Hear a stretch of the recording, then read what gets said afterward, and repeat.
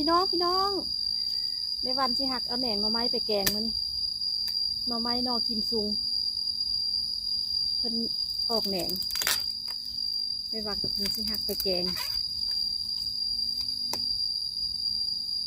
เริ่มออกแหน่งแล้วฝนตกมา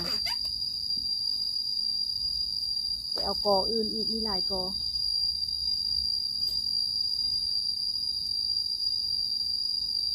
วันเสาร์แม่วันเข้าสวนหักหน่อไม้ได้หลายเติบหน่อไม้แม่วันหักไปแกง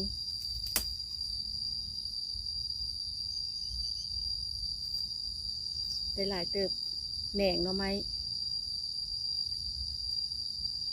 แหน่งนอกิมซุง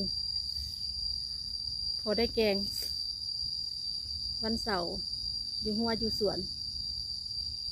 ซอกผักหักนออยู่สวนพอได้แกงเด้อพี่น้องเลยได้แล้วก็เอาใส่กระตาเพื่อเอาไปส้มไม่วันยังซีซอกหักเอากออื่นให้ได้หลายคนนี้